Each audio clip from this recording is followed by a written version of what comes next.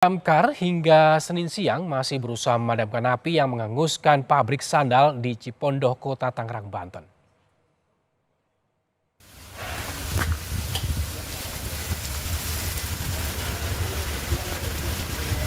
Asap hitam membumbung tinggi saat api menghanguskan 3 bangunan yang berada di pabrik sandal di Cipondoh, Kota Tangerang, Banten. Hingga Senin siang upaya pemadaman masih terus dilakukan. Meski api belum sepenuhnya padam, petugas segera melokalisir api agar tidak meluas ke permukiman warga.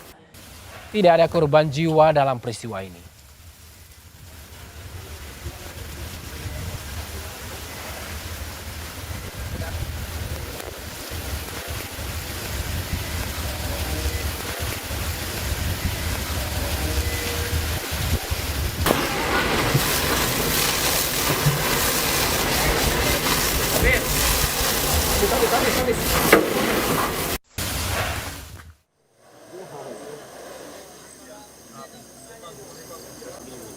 Sebelumnya, saudara, sebuah pabrik sandal di Jalan Kiai Haji Agus Salim, Cipondoh, Kota Tangerang, Banten, Minggu malam terbakar. Area yang terbakar merupakan lokasi penyimpanan bahan baku padat sejenis karet.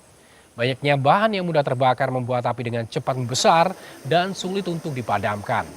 Polres Metro Tangerang Kota masih menyelidiki penyebab utama kebakaran.